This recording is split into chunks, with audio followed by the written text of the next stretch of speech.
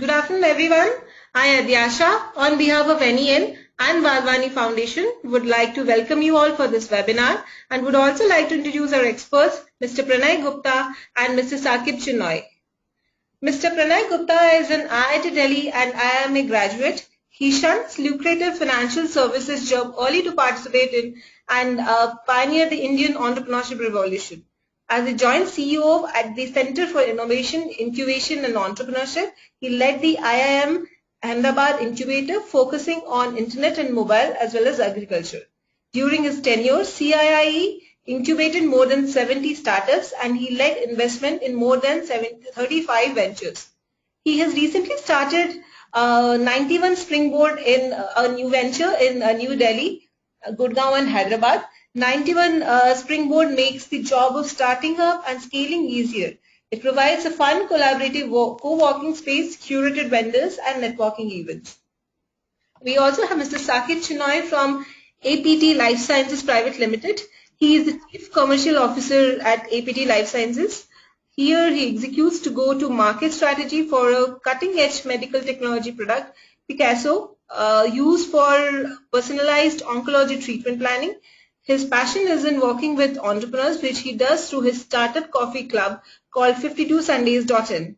More than a dozen entrepreneurs have been benefited through one-on-one interaction with him over the course of 52 Sundays last year. Before I hand over the floor to Mr. Sakib and Pranay, here are a few reminders for the audience. You will all be on mute by default. You may ask a question by typing in the panel provided, or if you wish to speak to the speaker directly, then you may click on the raise hand button. You will be provided the audio access only when the Q&A session begins towards the end of the session. Please ensure to share the list of participants with us towards the end of the webinar. Please make sure that you're collecting all the information, name and contact information of the participants. It is really important for us to gather this information and keep them updated about the new set of programs that we are conducting for them. We will also be conducting the polling in between the sessions, so please do ensure to participate in each of the four. We would definitely look forward to your honest feedback about each of the sessions. It will be really helpful for us. So over to you, Sakib.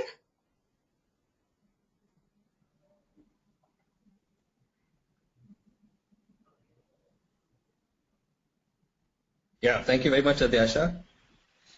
Good afternoon, everyone. Let's just see, Pranay and I'd like to see where you guys are from.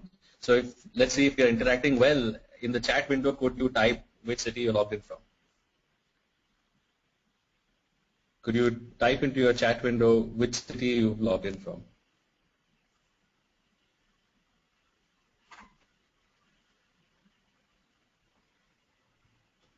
Okay, let me start.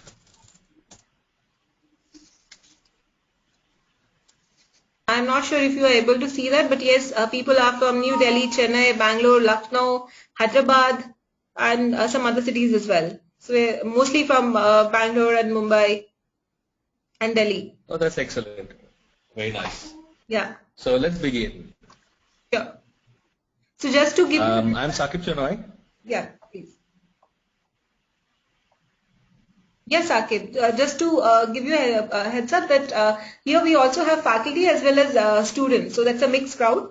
So you can dress accordingly. Okay. Yeah. Please go ahead. Okay. So I'm Sakib Chinoy. I started 52 Sundays ago. Pranay and I meet startup companies and we get asked many questions. The only difference is that this is Pranay's profession. He does this every day, working with startups, and I only spend my Sunday evenings talking to young entrepreneurs. So I also eagerly look forward to listening to Pranay speak. Thank you for joining Pranay and me in today's webinar session on Starting Up, organized by the fabulous people at the National Entrepreneurship Network. Adyasha, Maqsood, and NEN team, thank you so much. Our task today is to light up the ecosystem available to young people who want to start up, want to start their own businesses. So Pranay and I had two choices. Either we give you how to do something, which is knowledge Professor Google can give you, or share with you stories of young people like yourself who come up against challenges and the decisions they have taken. So you probably can learn from that. So the decisions they took were right for them. They may not be wrong for you too, so we leave that to you to decide. After all, if you're going to be an entrepreneur, you're going to start your own company, it's always good to start practicing taking decisions early. You'll be making a lot of them. So now is a good time to start. Here's what Pranay and I plan to do today. We put together some questions we get asked by young people wanting to become entrepreneurs. I will kick off the first few slides and then Pranay will take over.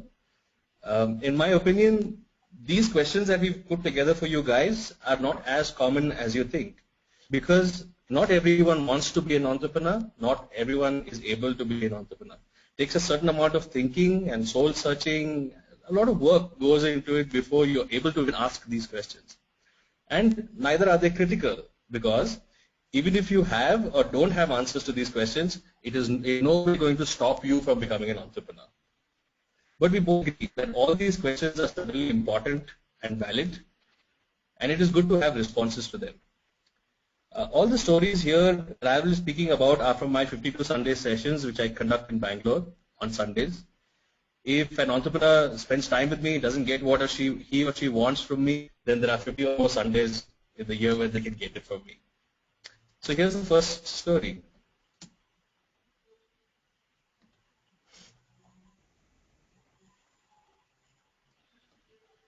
This is what you want. So if you need to get in touch, this is my email address. So here's the first story. My first story is of a girl in an engineering college in Bangalore. She had 3 different business ideas, and she also knew how to build technology for these ideas. She formed a team in her college. They took part in competitions organized by the college, and they got selected to be mentored by SAP. So one of their projects, an online marketplace, got selected by SAP. 3 months into the project, they all graduated. And this entrepreneur believed in her product she made, and she brought them all together to meet me. I was asked this question: should I take this idea forward, or should I take up a job? We spoke over 2 or 3 Sundays, and I won't tell you what I told them, but this is what they decided. 4 months after our last meeting, she messaged me. We're all doing jobs now, and we meet up on a Sunday. We have built the tech and want to test the business out in a small way in the market. So the key takeaway here is the idea. She believed in her idea and she held on to it. So here's the thing. If you have an idea and you believe in that idea and you're good at what you do, the least you can do is take it out for a spin. Take it to the point where you can test it out. The next question you would want to ask once you have your idea is why. If your idea has to be stubborn and survive in the market and the job and other pressures from your parents, etc., you need to answer this question: why? Why are you doing this? And what is the approach you're taking? So take the above example. The team that worked earlier to build the online marketplace, you'll be asking the question, why are they doing this? Because there are so many already available. Perhaps there is something different in their approach. This is what makes the idea survive. The next question you want to ask is, why you? Why should you be the one who are taking this idea forward and turning it into a business? If you have to be stubborn about your idea, so here's advice from Mr. Vinod Khosla. Mr. Vinod Khosla, as you all know, is the co-founder of Sun Microsystems and the founder of Khosla Ventures. On being asked during a fireside chat, how do you identify a good entrepreneur? He said, the entrepreneur needs to be self-aware. So I leave it to you to figure that one out for yourself. The next question you want to ask is, what kind of impact are you bringing about? If you've answered most of the why questions, here's the last most important one. So a couple of years ago, I found myself sitting in front of Mr. Narayan Murthy during a dinner he was hosting. He suddenly turned to me and asked, what do you do, Saqib? I said, sir, I started a bioinformatics company. He then asked me 3 questions that I remember to this day and shared every opportunity I get. It was not about how much money I was going to make. One of the questions was this: what technology are you using? What is the opportunity here that you're pursuing? And the third and the most important one, what difference is it going to make? He heard my answers, he gave me his personal ID and said, come meet me the next day. I never forget these 3 questions, and I think they're very important for any tech startup. So this brings me to my next story. Is passion, is making a difference enough? A PhD student came and met me one Sunday and said the following: I want coffee farmers to make money. They're being cheated by middlemen. They are not making enough money. They're growing good product. So, and she said, I want to care about the environment. People are removing trees to plant coffee, but that's not the best way to do it. Traditionally, coffee is grown under forest cover. And the coffee that I make from here, that I grow from here, I can sell to high-end customers. So all she wanted was for someone to hear her out what her idea was, so I did. She decided that it was great to create the impact, but she had to work on planning a business around it as well. So she took a decision, and the decision was to look out for a partner who could look at the business side of things.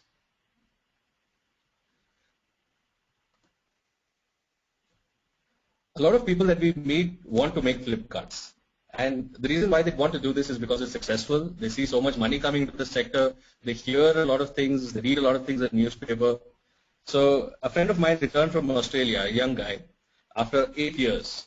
And he was very charged up. He says, dude, I was selling things on the internet in Australia. My team and I were clearing $40,000 a year. I want to start the same thing here from Bangalore. Where can I get an investor to back me? And I just leave it there at that. I have nothing more to say about it.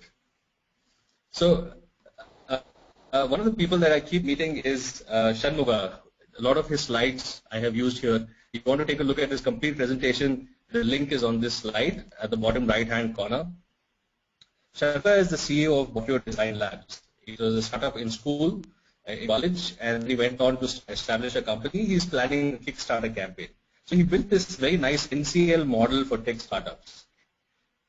It's a wonderful way of looking at things as a tech startup entrepreneur. He says N stands for necessity.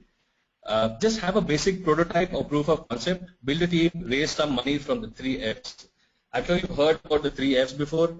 3 Fs stand for friends, family, and fools. And if you're very lucky, you can raise it from your 4th F, that's your father-in-law. Get institutional funding if you can, like from incubators or accelerators, have a business plan. So this is something that is necessary for an entrepreneur to have at the beginning. There are some things that you can have as comfort. You can test your technology, you can look at intellectual property and validate that the thing actually works. Start looking for seed funding. He believes that to be in a completely luxurious position is to be able to work with expert, raise a lot of money and scale the business. But his advice is very simple. If you are at the first stage where you just want to do the things that are necessary, do what you're good at. Get the rest of it done somewhere else. We come across a lot of innovators and entrepreneurs who say, look, I've done this for the last 4 or 5 years. I've built this device. It works. I don't know what to do next. Where do I go from here? So an innovator from Hyderabad came one Sunday with a prototype. She built a device that could convert pictures and text into touch. If a person cannot see the screen or a person is unable to see, what becomes touchable. So you know what is happening on the screen. Her user interface UI was excellent. It was well researched. It was based on Japanese research papers. And she had spoken to almost everybody she knew in the business side and in the technology side. But she was stuck. So where does she go from here? We spoke for a little bit. She decided to hire an IP firm to find out whether her invention could be patented. So her decision brings me back to something else Shanmuga told me about his experience as an entrepreneur. He says, sir, 10% is technology, but 90% is the business.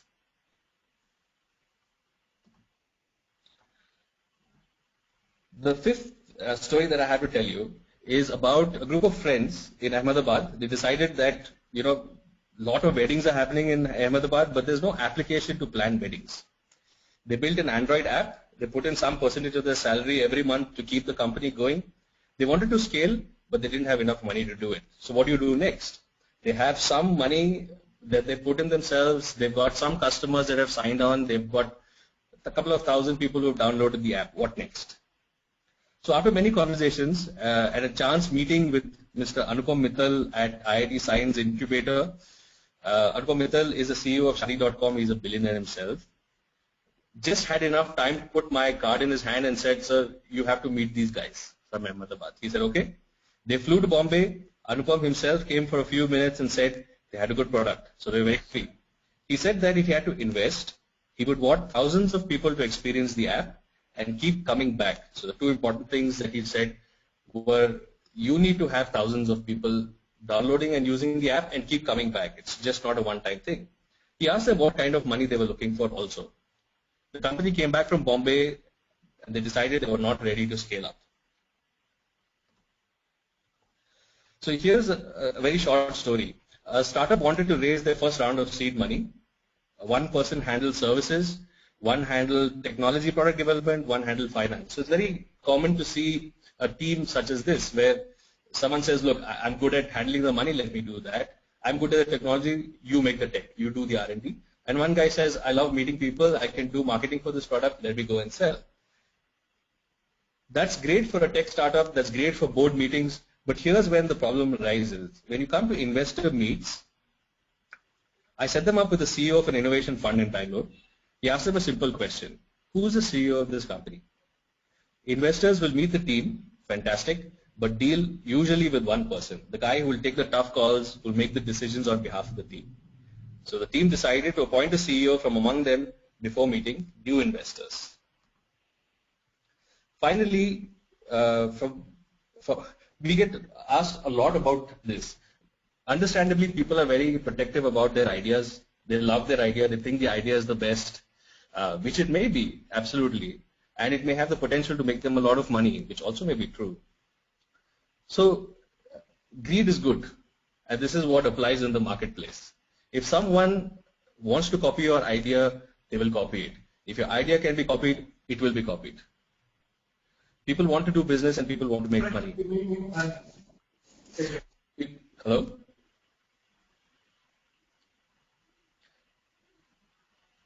Okay. I thought there was a question. If your service is making money and it's profitable, it will be copied. So here are some food for thought. If you talk about your idea, you will find partners and mentors. If you talk to the world about your product, you will find customers, and yes, you will also find competitors. But you talk about your business only to good paying customers. I'll just leave you with that little thought. It's time for me to stop talking and hand the session over to Pranay. I am very eager to listen to him speak about his experiences with high growth entrepreneurs. Pranay, I'll just hand over the screen sharing to you so you can control the presentation.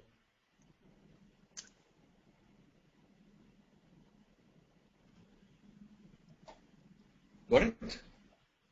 I got it. Are you guys able to see it? Yes. Yeah, right. You can see it. Go ahead. Okay. So Saqib, thanks for building it up so much, man. Now I need to live up to the expectation. Okay. So, especially students, the reason Saqib and I sort of planned the presentation this way, where we said what are the critical questions, is we know that asking question on a virtual seminar like this is relatively more complicated. And that's why we said, let us ask ourselves questions on behalf of you. But that said, we both consciously decided to ensure that we don't talk a lot and we give you opportunities to ask your question. And in some sense, these are our best guesses on what your questions would be. But feel free to ask more questions after this. This is just a build-up, right? Now, Saqib has covered almost everything, right?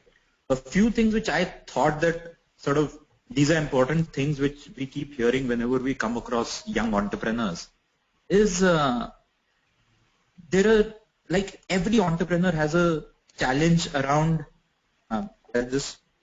Saqib, you didn't cover 7, right? Pranay, I covered 7. That's where the idea gets copied. Sorry, my bad. So basically, one question that sort of I keep getting, and this is especially considering the massive network NEN has created, is a lot of colleges come back saying, a lot of students come back saying, I don't have an incubator in my college. How can I run my startup, right? Who will mentor me, etc. And sort of what we've realized is it's not important. Like having an incubator in your college is not important. At the end of the day, you are an entrepreneur. You are set out to achieve certain output that you want, and you're just supposed to figure out where you can get resources from there. Interestingly, even if there are incubators, all the incubators do is create a facilitating role. But it's after all you who has to send out the first mail, find the right people, and actually convince them to come on board. There are various ways in which you can achieve it. A very interesting startup I know is called FrameBench, and these guys, Rohit and Vineet, who are the founders, they started when they started working on this idea when they were in college. They are BITS Pilani students, and when they were in college, so basically what FrameBench does is it allows people to share animation, share editing on animation, etc., on a virtual platform. So imagine if a US studio has outsourced animation work to India. How do you communicate? How do they say that in the 7th screen the dog's tail has not been made properly, etc.? All of that is made super easy using FrameBench. And they started this as a project. They knew how to code, but they really didn't understand the market. So what they did is they wrote about this, and they sent out a mail to one of the companies in Pune, which is a big animation studio, and they said, we want to work with you guys. We have a summer holiday coming up. We want to come there for a month. This is a project we are working on, and as when we come to you, we'll do your work, but as part of that, we want to understand how things work at your end so that I can refine on my startup. And the company really appreciated it. They went there. BITS Pilani has a 6-month internship sort of a program they can go for. FrameBench went there. The team did a brilliant job of sort of helping that company, and more importantly, using live inputs from there to refine their product. And by the end of it, the founder of that company is now an investor in FrameBench, right? I think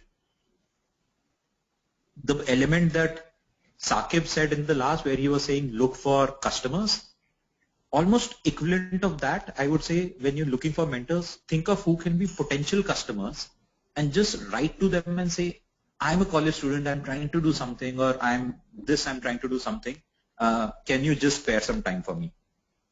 And it works, right? A lot of times we keep thinking, "Kaun connect karega वगैरह," not required. Connect on LinkedIn, Google out an email ID, just send them a mail and people respond. The other question that, and this is almost intuitive, right? A lot of times the startups that we see at college level, they come up with an idea which is a lot better yet cheaper, right? I'll give you an example. Which of you has sort of used a service, say a cab service or something, where the guy is charging X amount and you feel that you can deliver that same service for cheaper? Or say, for example, you say that I'm buying a certain device for X amount. In my electronics lab, I know that the chip is for XYZ amount. I can make the code and suddenly my cost of that device will come down to sort of 1/5 the rate. We've seen this for people making inverters. We've seen this for people saying that we'll deliver ready-made shirts in a cheaper manner because the tailor is asking for so much. This is what I can get for raw material. A lot of times we start thinking on, if the XYZ product is available in the market for certain amount, I can make it for cheaper and hence I can sell it for cheaper. And the moment you think of that, you naturally also think of, this is a brilliant sort of a market proposition and I should also get investors and all of that together. The element that a lot of people forget is they're comparing the wrong numbers, right? So if a company is selling a product for, say, 1,000 rupees, it's not like the cost of the product is 1,000 rupees. It's the revenue that the company is planning to make, which is 1,000 rupees. So if you can make the same product for 200 rupees, that's a cost conversation. So whenever you're comparing and you're saying, I'll be able to sell it cheaper, the ability has to come through the cost comparison and not the revenue comparison. So what I mean is, if a company is making a mobile phone, and say if we are thinking of Micromax, when a Micromax says I'll sell the phone for 2,000 rupees, the same phone that Samsung sells for 4,000 rupees. It's not because Micromax just sort of says कि I'll sell it for cheaper. It's because Micromax has created either technology or systems to ensure that the cost of the whole thing to Micromax is a lot lesser than Samsung. Because and this is where we know Xiaomi, we know Micromax, that they came and they disrupted the whole thing. So for Xiaomi, for example, their costs are low. Their costs are low because they aren't manufacturing, they aren't owning the factories themselves. Their costs are low because they aren't investing in inventory at the distribution level. And for these various reasons, their costs are low compared to Samsung, and hence they have the ability to price their product cheaper than Samsung. Same is for Micromax.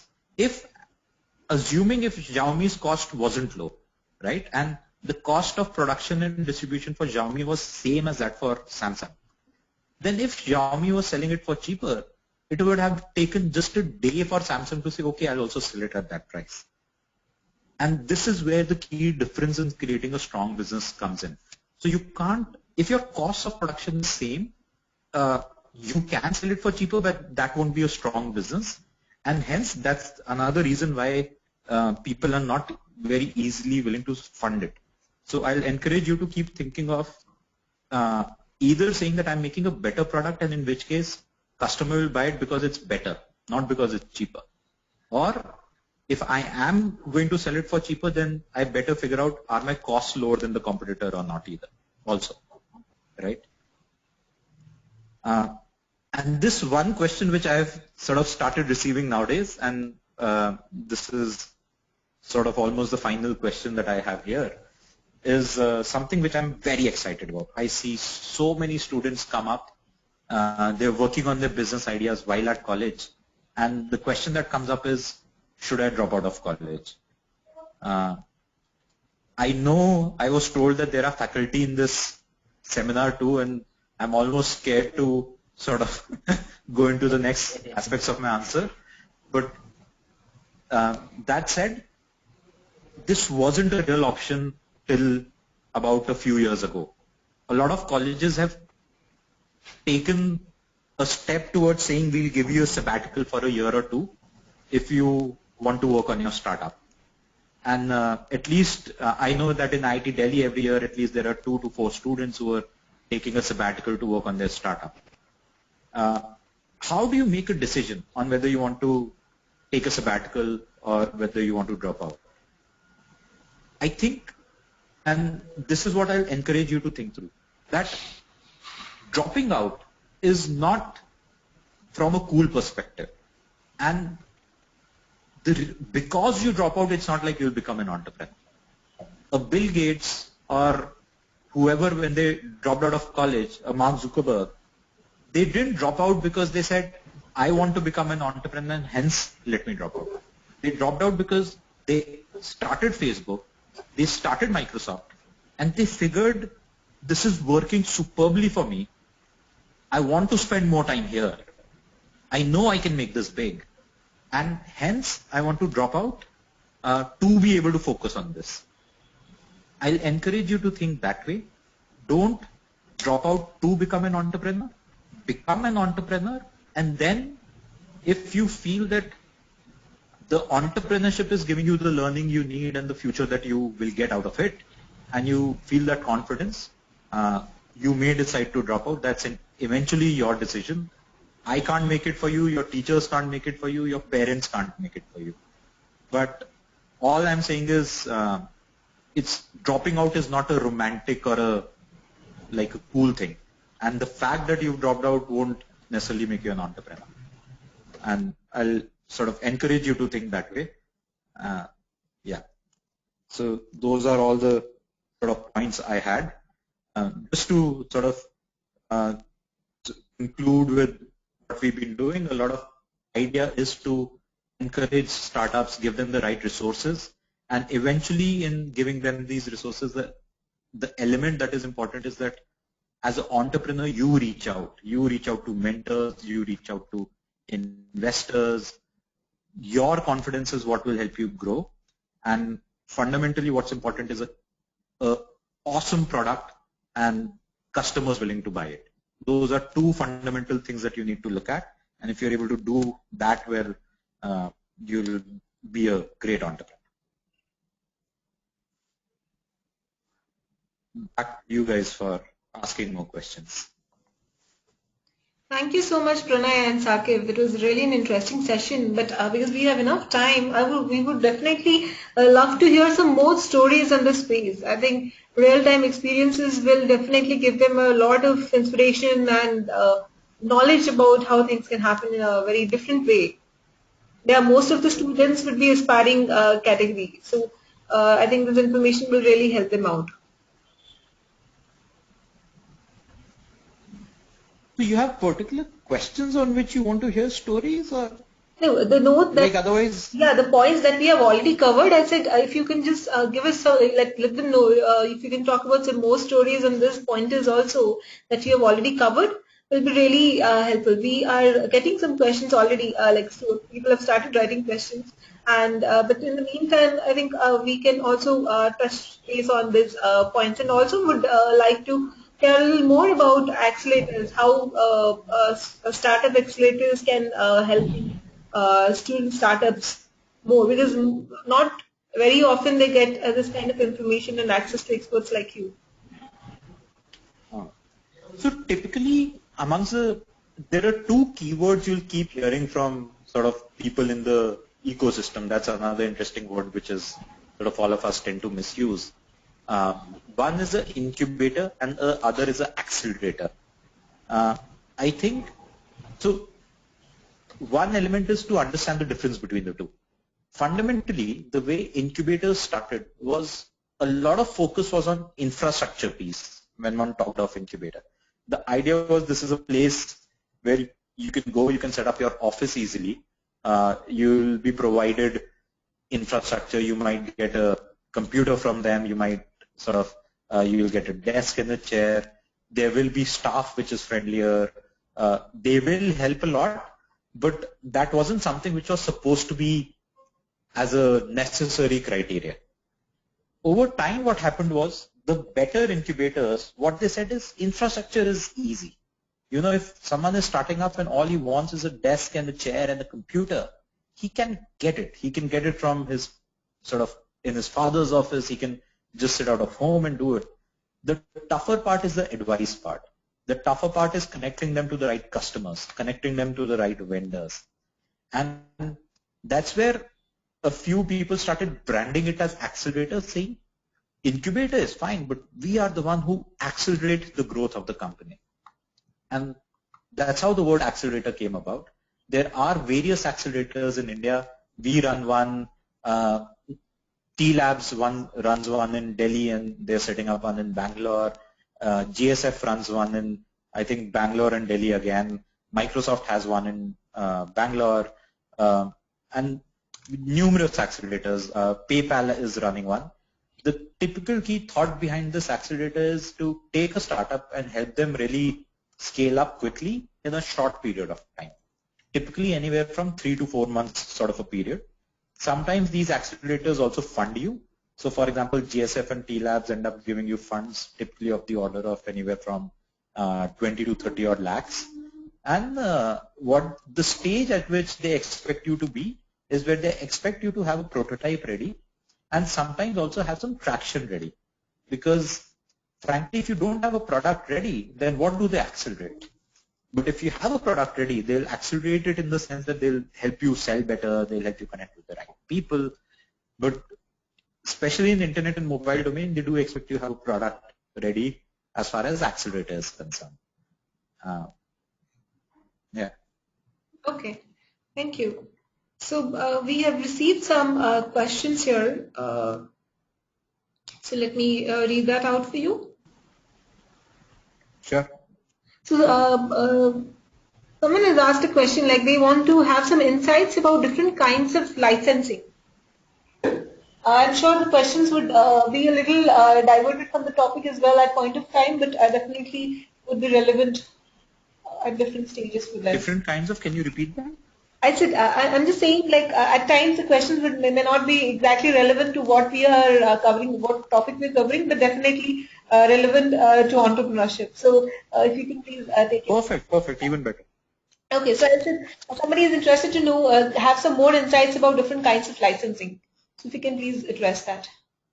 And Saqib, also please, you may please decide which question, who wants to take up which questions, depending upon the expertise in specific areas. Yeah. So license fee, Saqib, do you want to take it up or? No, go for it, Pranay. Okay. So frankly, I must confess, it's not like my knowledge in this question is great, so I don't consider myself expert in that. The way I understand it is sort of typically if you're licensing out your technology, it's more about how you are negotiating an agreement. What we've seen is there are, like the way I divide it is typically there's a one-time license fee versus a continuous royalty-oriented license fee or a combination of the two. So those are the way sort of I think of it. And typically, how would I end up negotiating it is on basis of, so whenever, if I'm ideally, I would love to have a long-term royalty. What it enables is the cash flow of it is in the future.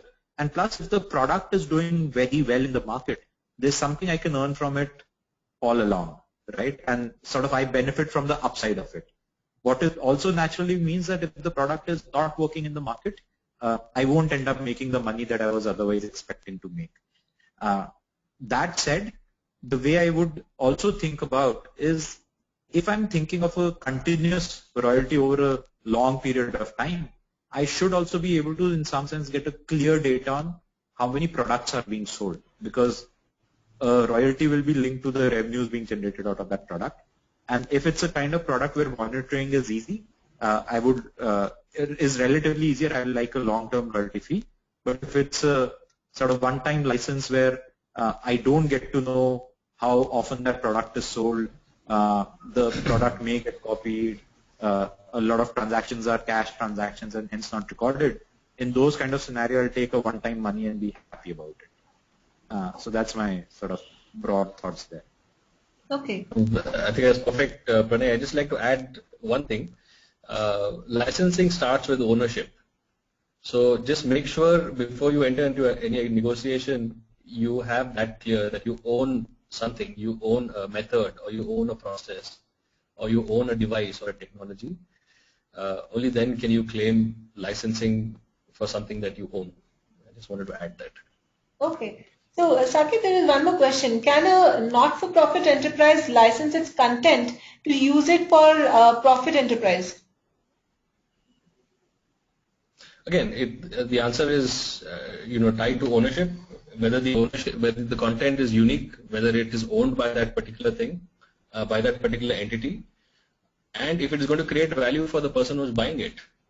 So the price then has to be negotiated. So I go back to what Pranay said, and it comes down to the negotiation, whether someone sees value and what they are willing to pay for it. Yes, it can be. If the question was, is there a legal restriction? I don't think there is one. It depends on the not-for-profit's own charter. So if the not-for-profit's charter is that we don't want to sell anything and earn out of it, then you can't. As far as government is concerned, I don't think there's any restriction on not-for-profit licensing its content. Right.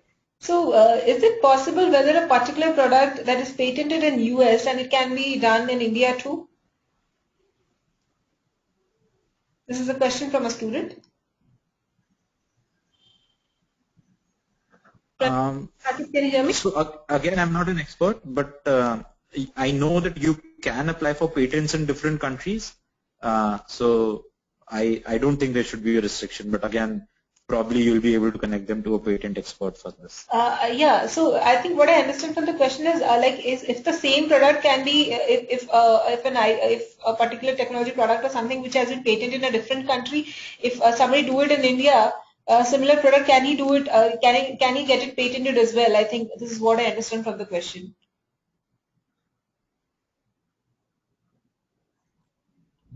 So it depends on what patent they have. If they have an international patent, then you can definitely not do the product in Okay. India. Okay. So the next. Yeah. Yeah. Yes, Sakib. Sorry. So Saqib, either you know the answer or let's Yes. not give, like I don't have the right answer to this. No, Pranay, you're absolutely on the dot. You're correct.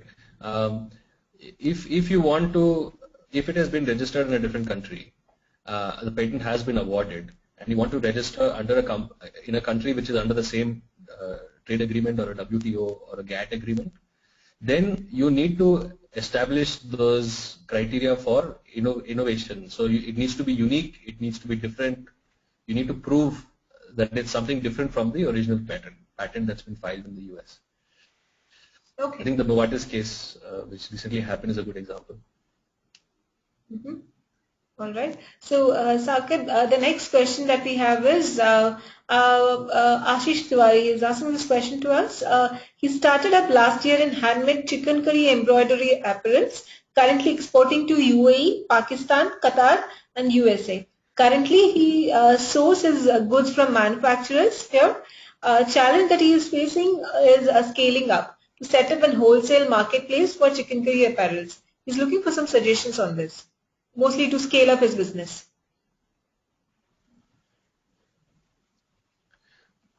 Pranay, just request you to take this one. He already has customers and a market. Yeah. So I think right now the question is very broad. Let me break it up, because right now the question is almost to the extent of saying, I want to sell this, how do I sell, right? So let me break up the scaling up into what are the challenges you might be facing, right? So you do want to scale up. The challenges you typically might be facing would be, one, I don't have the time. There's only so many things I can do. When 10 more customers call, I don't even have the time to pick up their phone. In such scenarios, what you need to do is you need to invest in a good team, a second-tier team who you can trust.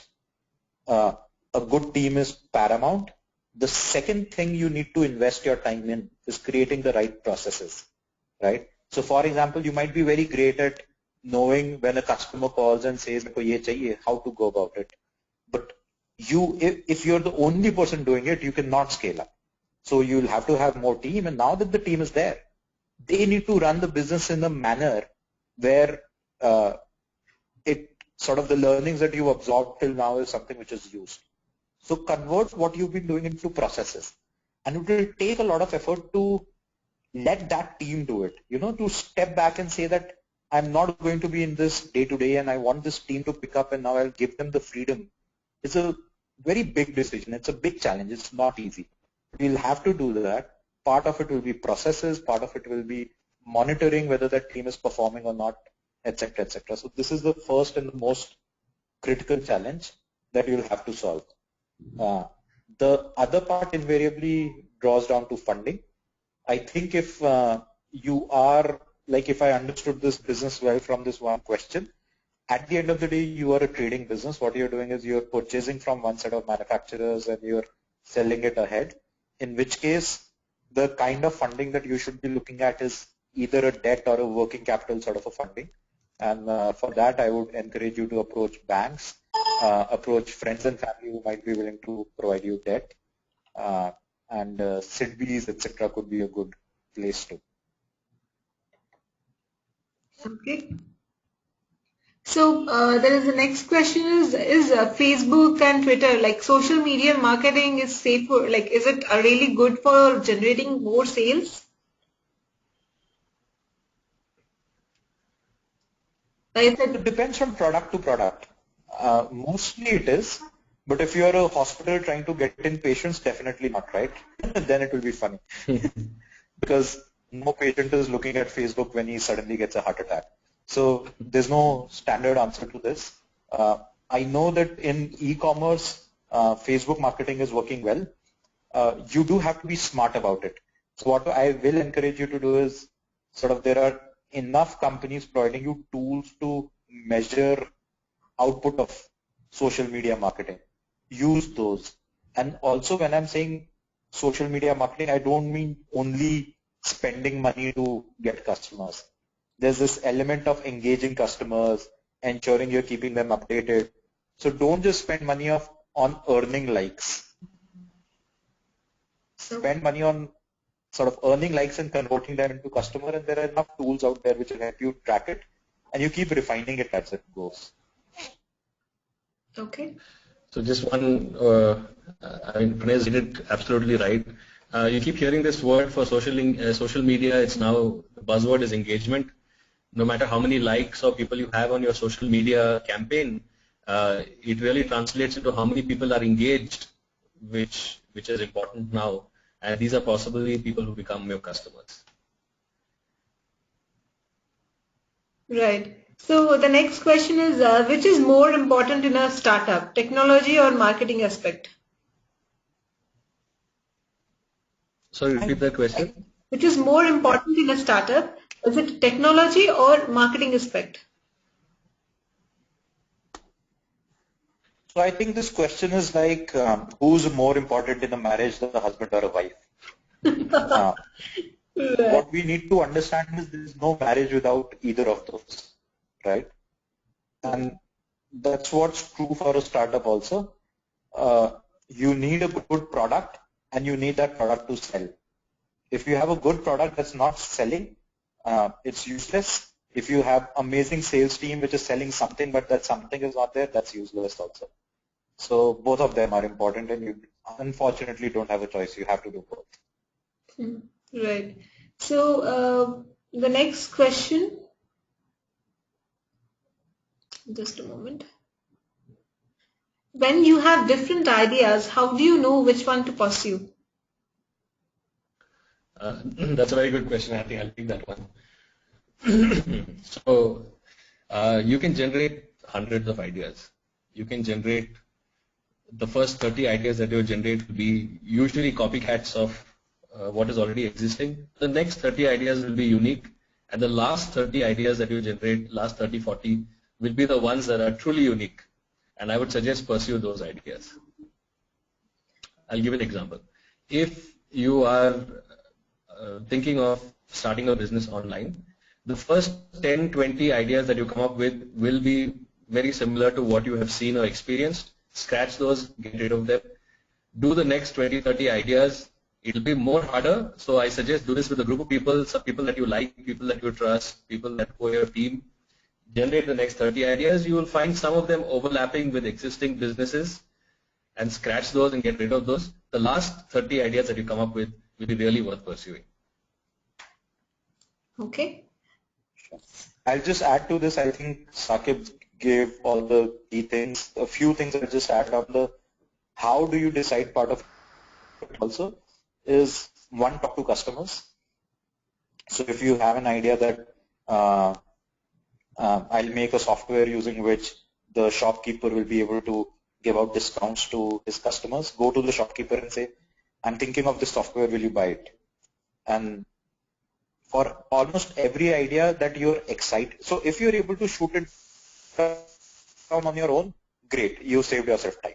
But if you are excited about it, the first thing you do is you go to a few customers and say, I'm thinking of this, what do you think? And that will give you an idea. And finally, I think don't underestimate the power of passion.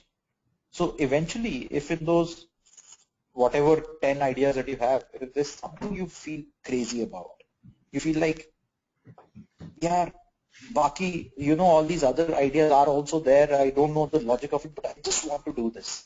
Do that. I think that passion is what drives you, and sort of be willing to listen to your intuition. Right. So the next question is, which type of startup business is preferable for students? Like, is it a service sector they should focus more, or a product-oriented kind of thing?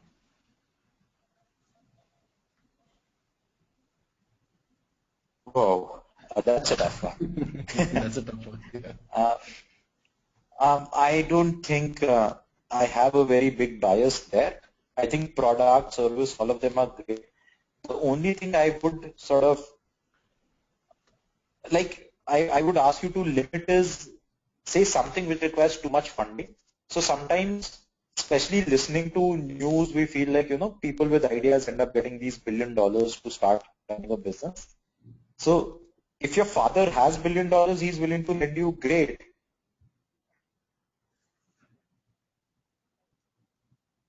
Start small and make them big. So for example, if a student comes to me and says, I want to set up a factory, iron factory, which needs 100 crores funding, that's someplace I may sort of question it, saying, where will that come from? And typically such a business, anyone who sets it up needs more experience for a bank to say that, okay, here, take 100 crore. But otherwise, as far as capability is concerned, I will sort of not limit it. We've seen startups in service space which have done brilliant job. They started as students. We've seen product ideas which started as students and they've done great. So don't limit yourself. Right. I agree, Pranay, completely. So the next question here is, there is a new clause in Companies Act which provides for one-person companies, that is OPCs. Could you provide some more information on this and how this can help in a tech startup?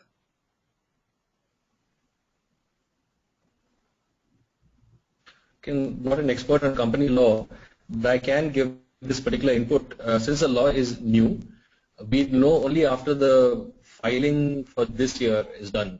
So in March, at the end of March, April, May, June, we'll know how many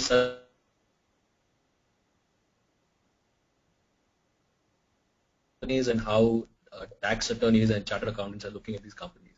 So that's the input I have. I suggest wait for a while to see how it's panning out. Yeah, my bias would be to not go for one-person company, and I'll tell you why. The reason the law came in is because otherwise the rule was that there have to be 2 shareholders, and which means if I'm the only one who wants to start up, I don't have an option to be able to register a company. But what happens as you grow, and this will be like within a year or 2 years, right? You'll be adding co-founders, you'll be adding employees, you'll be giving them ESOPs as an incentive, you might be bringing in investors. And the moment you're issuing shares to anyone other than yourself, you will have to convert the one-person company into the regular multi-people company, right? So my suggestion would be, instead of going through the extra effort of converting at that time, right now when you're registering, if you're a single person, you will be able to find someone who you can trust. This might be your father, mother, or someone. Let them take a small share and register a multi-people company. That's my bias to it, is what I'm saying. Okay. So the next question is, how is valuation of startup done by the investor when the startup is in prototyping stage? What percentage of equity is generally given to investor when the startup is in prototyping stage? How to find social impact of the angel investors? So one question, one person has asked the entire question. Do you want me to break it up? So I'll take up the first question. Yeah. I'll take up the first question on the valuation front. Yeah. Frankly, let's discuss what are the various ways of valuing a startup. One is, the first method is something which is a discounted cash flow method, where what one tries to evaluate is what is the profit or the cash flow that one can get out of this company in the future. So if I give a small example, imagine that I tell you that I'll give you 1,50,000 1 year later. What is the discounted cash flow value of this today is equivalent to saying that if I had 1 lakh today, and suppose if the market interest rate was 50,000 on this in a year, and that's what my expectation was, 1,50,000 a year later is equivalent to 1 lakh today for me, because otherwise what I can do is I can put it in the bank account and get 1,50,000. So if, Pranay, you're telling me in future you'll give me 1,50,000 a year later, its discounted cash flow value today is 1 lakh. So that's one method where an investor says, in this company, if I invest, what is the future revenue I can get out of it, and what's its value today? The other method is where an investor looks at the various peers. So in the peer valuation, for example, what they will look at is, there's a company like this which was at a similar stage, and they got a valuation which was X times their revenue or X times the number of customers for them. So basically they look at a unit data which is important for that company. So if it's Facebook, they might look at number of engaged users. And they say if XYZ company got investment at say 1 crore valuation, when they had 1 lakh engaged users, effectively the valuation was 100 rupee per 1 lakh per user if it's 1 crore and 1 lakh user. So basically, if now you have 20,000 users, that means the valuation is proportionately at that multiple. So this is multiple way of valuation. The other is the DCF way of valuation. The third, and which is also what people use a lot, is where they say, what is my return I can get out of it on future acquisition value. So suppose if I know that this is a company which in 3 years will reach a certain stage, and at that time it could get acquired at say a 50 crore valuation. And if what I expect to earn out of it is 5 crore, that means I need to take 10% equity in this company. So I have sort of very simplified the examples for you, but the combination of these three help an investor decide on the valuation. I should also confess along with this that at a product stage, none of them are easy to defend. So you will never be in a situation where you'll be able to tell an investor ki, no, if you're saying 1 crore valuation, I think it's 5 crore and this is my logic and your logic is that and yours is wrong, mine is right. All of this is estimation, and hence a lot of these decisions are also taken at the gut feeling level. So let me take the second question. If I get it correctly, it was how do you measure impact for social venture? That's the third. Was that the question? That's the third question. So second question is what percent of equity is generally given to investor in the startup is in prototyping stage, if at all somebody is interested in investing. After that, the next question was about the social impact of the angel investors. The social impact of angel investors. Yeah. I want to turn the question around a little bit. If the impact investor or an angel investor is looking for some sort of outcome, then that outcome would be the impact that is created. I'll give you an example. There's an architect in Pondicherry who likes her city so much that she wants to make sure people walk around the city more than they drive 2-wheelers or 3-wheelers inside the city. So whatever business she sets up to create this impact, she will measure the number of people who are walking rather than taking 2 or 3-wheelers. I don't know if I've answered the question, but that would be a good measurement of social impact. So the investment that goes into that business results in the outcome that lesser people take 2-wheelers inside the city. Yeah. Thank you, Saqib. So audience, we are getting so many questions and we are really running short of time. So possibly we would take 2 more questions, and I'll just give you audio access to two of the participants. There's so many who have raised your hands, but please be specific about your questions and pinpoint it so that in a limited period of time the speakers will be able to address it correctly. All right, so I'm unmuting Saurabh Joshi. Please be ready with your question. Saurabh, please go ahead.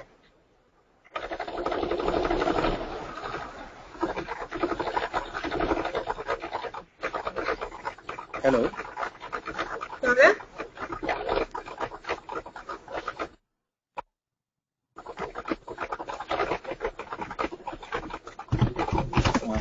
I can go to the next speaker and then come back to him. Yes, there is some trouble again. Let's go to the second one, then come back to. Yeah, absolutely.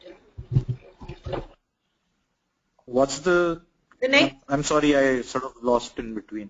Yeah, so I was saying because there are a lot many questions coming up, Pranay. We don't want to really stretch the session. We have already we are at the verge of ending of the session, so we just wanted to take two last questions. So here we will just give them an audio test to 2 of the participants, and they can directly ask you questions instead of typing it in. So they will get an audio access. Yeah.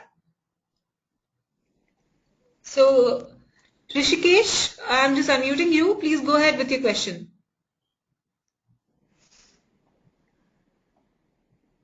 Rishikesh, can you hear me?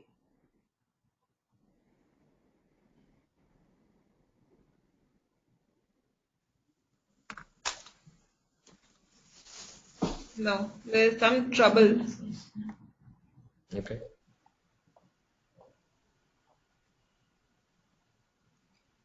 Kapil Agarwal.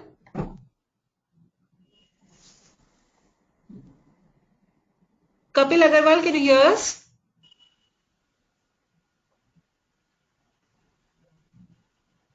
Kapil, can you go ahead with your question, please?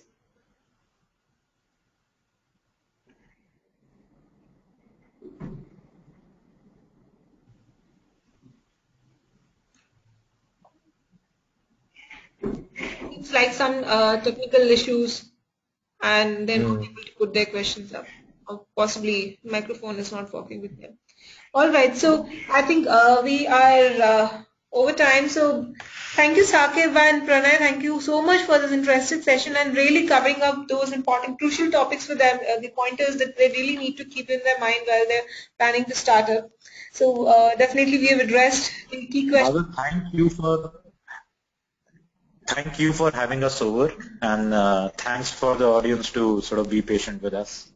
Yeah, so I can really tell you, honestly, there are a lot of questions that is coming in. I really understand that we really do not have time to address them all here, but definitely, audience, you can write back to us if you're really passionate about driving this spirit. Then please do write back to us, and we will try to answer you over mail. We will get this answers for you rated by the experts so that you will really be benefited with that. Thank you so much. So please do send us your feedback and suggestion to my ID, that is adyasha@nenglobal.org. So it's adyasha@nenglobal.org. You can write back to us, and also if you found this session interesting, please feel free to blog a post about it. We'll definitely love to hear a lot from you, and we are constantly working to improve so that we can give you better information and we can connect you to more and more experts. We can really connect you to the real world. And this webinar recording will also be available at our YouTube channel. So you can anytime visit our YouTube channel and get the access to this webinar after two days of time. It will be available to you. All right, so the next webinar session that will happen for the student audience is next month. That is on fundamentals of stock market, and I'm sure this is a very important topic as well. So please make yourself available for this. The invitation will be sent at least 1 week ahead of time the webinar is planned. And just a heads up, day after tomorrow, that is on 22nd, there is a webinar happening on E-Week, Entrepreneurship Week celebration. I'm sure you all are really passionate about celebrating entrepreneurship on your campus, and this 1 week of time is really, really important for you guys to pack, like what we say, buckle up your shoes and bang on, like represent your campus. A lot of awards are coming up, a lot of information will be shared, a lot of stories will be shared during this webinar. One version of this webinar has already happened on 16th, but yes, a lot more to hear would be there for you. Do not miss on this webinar. It is going to happen from 12 to 1. The invitation has already reached to your faculty members. Do connect with them, reach out to them, and do not miss on this. We really wish to have you there for this webinar. Thank you, Saqib. Thank you, Pranay, for your precious time. It was really, really helpful to be a part of this webinar and showing this direction. Thanks a lot. Wishing all of you. Thank you, Adyasha. It was good fun. Good afternoon. Thank you so much. All right. Goodbye. Bye-bye.